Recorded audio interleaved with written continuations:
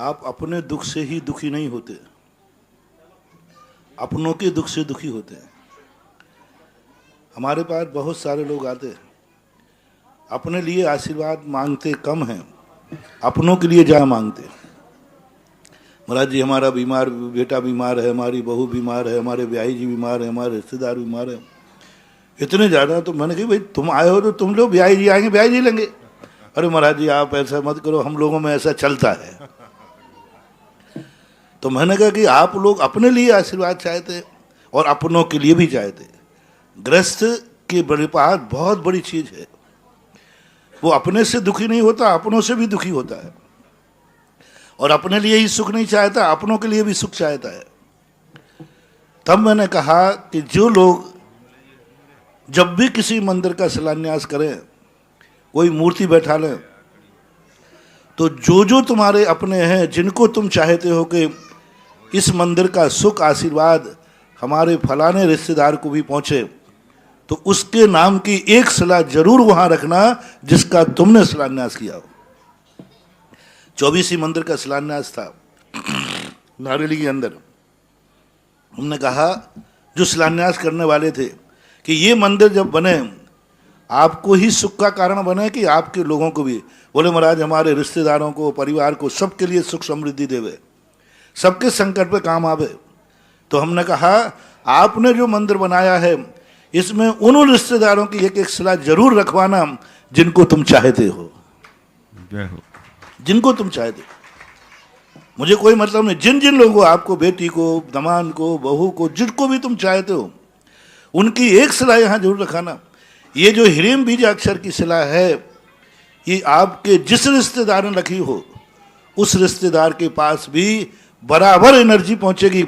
कभी यदि उनके ऊपर संकट आएगा, ये शिला यहाँ से उसको जाकर के, यदि रास्ते में भी एक्सीडेंट हो गया कहीं आपके रिश्तेदार का, और आपने मंदिर बनाया था, आपने मूर्ति स्थापित की थी, और उसने आपके साथ एक शिला स्थापित की उसके नाम की, आप उसका चमत्कार देखना। वो ह्रीम नाम की वो शिला यहाँ जो रखी थी मंदिर में, यहाँ से ही वो ऐसी एनर्जी पहुँचेगी कि जंगल में भी आपको 108 नंबर की गाड़ी पहुँच जाएगी जय हो उठाने के लिए। इसलिए जब भी आप शिलान्यास करें अपनों की शिला जरूर रखवाएं, और पैसा वो उन्हीं से लेना। हाँ तुम मत देना। अशोक पाटनी शिलान्यास कर रहे, मैं कहूँगी अशोक पाटनी दातार आदमी, किसी से मांगेगा क्यों? हमने कितने रिश्तेदारों को चाहते हो सुख, कितने हैं? और महाराज हमारे तो बहुत सारे, हमने जितने हो, तो उन्होंने कहा लमसम में 101 रख दो। तो मैंने कि पैसा कौन देगा? तो बोला भाई पैसा मैं आज ही जमा करा दूंगा। मैंने यही तो बात है, तुम्हारे जमा नहीं कराना, जिन जिन के नाम की सलाह है उनकी पहले नाम की लिस्ट दो, और ये रुपया तुम उनसे मांगोगे, वे देंगे तो ही रखना, नहीं तो मत रखना। ये उन्हीं का पैसा लगना चाहिए। तुम भले 10 करोड़ का मंदिर बनाओ, लेकिन आपके हर रिश्तेदार की एक 5,000 की शिला रखवा दो, उसमें एक चांदी की एक पर हीरे शिला रखवा दीजिए। वो चीज उतने लोगों के लिए अपने आप एनर्जी देगा, अपने आप भेजेगा। इसलिए जब भी आपके रिश्तेदारों को, दोनों से मेरा कहना है, जब भी आप किसी मंदिर का शिलान्यास करें, मूर्ति का शिलान्यास करें, जिन जिन रिश्तेदारों को आप चाहते हैं, आपके कुटुंब में जिसको आप चाहते हैं, आपके घर में 10 लोग हैं और जो मान लीजिए अलग रहते हैं, भाई बंधु हैं, उनसे भी कहिए आप एक शिला में आपके नाम के रखूंगा, पैसा आपको ही देना पड़ेगा। उस पैसे को मांगने में शर्म नहीं करना, और आप भी नहीं चुकाना उस पैसे को। उन्हीं से पैसा लेकर के और कहना मैं आपके नाम की एक शिला रखना है। या तो उनको बुला लीजिए, वे नहीं आवे तो उन रिश्तेदार के नाम की एक शिला जरूर रखना। अब तुम्हारे 10 रिश्तेदार तुम जिनको चाहते हो विशेष रूप से, तो आप 10 शिला उनके नाम की रखिए, नाम लेकर रखिए, रसीद भी उनके नाम से कटाइए। रखते समय संकल्प करिए ये फलाने ब्याही जी की शिला है, ये फलानी बेटी की शिला है, ये फलाने बेटे की शिला है। जिसके नाम से आपके रखना है, दोस्त के नाम से रखना है तो दोस्त की शिला है। तो ये करने से आप लोगों का जो सामूहिक पुण्यबंध होता है, क्योंकि आप लोग चाहते हो मेरे ऊपर भी दुख नहीं आवे और मेरे संबंधियों पर भी दुख ना आवे। मेरे भी अच्छे दिन रहे संबंधी, भगवान मेरी भी रक्षा करे और मेरे परिवार के संबंधियों की भी रक्षा करे। तो ये परंपरा आपको सबको चालू रखना है सारे भारत में। जब जब कम से कम तुम जिनेंद्र भगवान के मंदिर का शिलान्यास करो, तब ऐसे ही लिस्ट बनाना चाहिए जैसे आप शादी का कार्ड देने के लिए लिस्ट बनाते हो। जब आप शादी के कार्ड बांटते हो तो लिस्ट निकाली जाती, भाई किन किन के अपने व्यवहार हैं, कौन कौन से रिश्तेदार हैं, और उन रिश्तेदारों में आप किन के साथ अच्छा व्यवहार रखना चाहते हैं, किन की ज़िंदगी में चाहते हैं कि इस परिवार में, इस रिश्तेदार के जीवन में कभी दुख नहीं आवे। उनकी आप शिलान्यास के समय आने के पहले एक शिला उनसे जरूर लिखवा के आना। पहला तो मैं उनको निर्देश दे रहा हूं जिनकी मूर्तियां हैं, जो 26 तारीख को या बाद में शिलान्यास करने आ रहे हैं, कृपया करके वो अपनी सारे रिश्तेदारों की लिस्ट फोन करके उनसे कम से कम, जिंदगी में तुमने कभी नहीं मांगा होगा लेकिन ये 5,000 रुपया जरूर मांग लेना, मेरी तरफ से मांग लेना।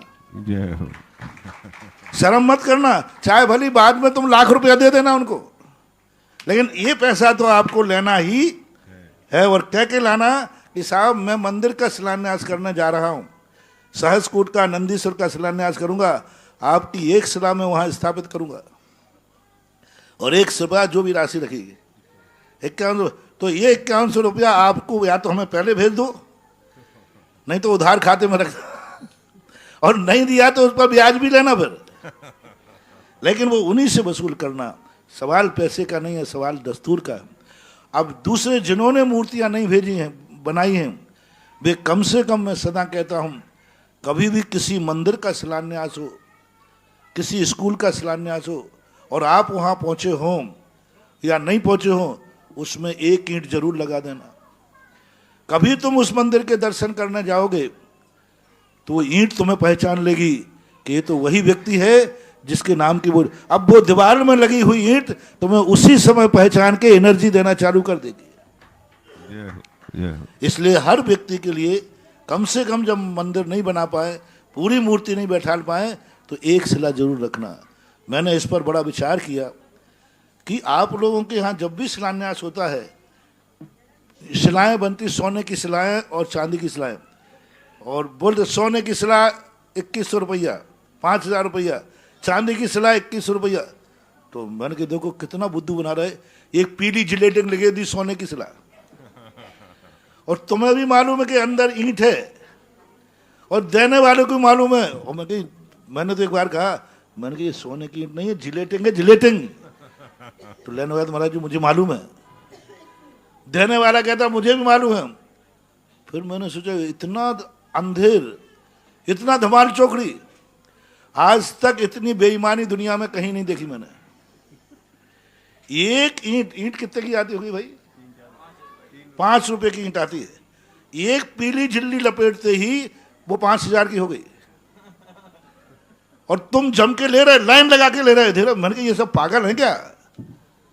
बाद में मैं बहुत दिन में, पहले तो मैं बोलता नहीं था क्योंकि मैं खुद ही नहीं समझता हूं, बाद में समझ में आया, जब रसीद देखी उसकी, तो रसीद में लिखा था स्वर्ण शिला।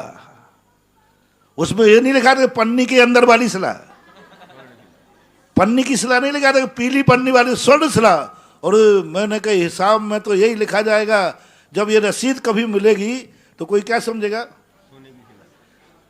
अब देख लो, आपने तो भली वो पन्नी वाली शिला है, लेकिन आपने स्वर्ण शिला ली है, तो आपको स्वर्ण शिला का ही पुण्य लगेगा। जय हो, जय हो। इसलिए दोनों जान करके, बेईमानी तो जब कहा है जब सामने वाला नहीं जाने, उसको भी मालूम है। तो ये जो शिलाओं की परंपरा आपके पूर्वजों से चली आ रही है, इसका बहुत बड़ा विज्ञान है, और मैंने इसको बहुत अच्छी तरह खोजा। इसलिए आप लोग जब भी आपको पता चले किसी मंदिर का शिलान्यास है, आप जरूर वहाँ उपस्थित हों। तो कुछ नहीं करना, एक ईंट जरूर लगा के आना, एक ईंट जरूर। वो ईंट तुम्हें जिंदगी में कहीं काम आएगी, बहुत काम आएगी, बहुत काम आएगी। कभी उस मंदिर में जाओगे तो ये कहेगा नहीं इस मंदिर में मैंने ईंट लगाई थी। नहीं पहुंच पाओ तो भी किसी के द्वारा कह देना भाई मंदिर का शिलान्यास हो रहा है, मेरी तरफ से एक ईंट स्थापित कर देना, मैं तो नहीं पहुंच पाऊंगा। ये मंदिर एक बहुत बड़ी शेयर कंपनी है। जैसे एक कंपनी बनती है, उसके शेयर होते हैं, सब लोग शेयर ले लेते हैं। शेयर लेने वाला व्यक्ति कंपनी चलाता नहीं है, चलाने वाले कोई होते हैं, लेकिन कंपनी में जब प्रॉफिट होती है तो शेयर वाले को जाती है।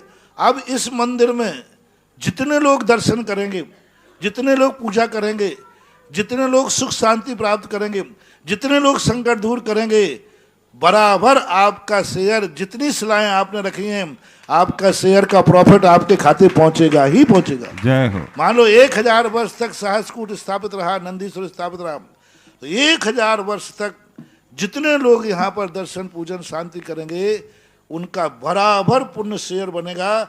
जितने लोगों ने शिलाएं रखी थी, उन सबको अपने अपने शेयर के अनुसार पुण्य का भागीदार मिलता है। तो एक बहुत बड़ा पूर्वजों के द्वारा चलाया हुआ ये शिला रखने की स्थापना का कार्य मैंने जो खोजा, इसका बहुत बड़ा मनोविज्ञान है।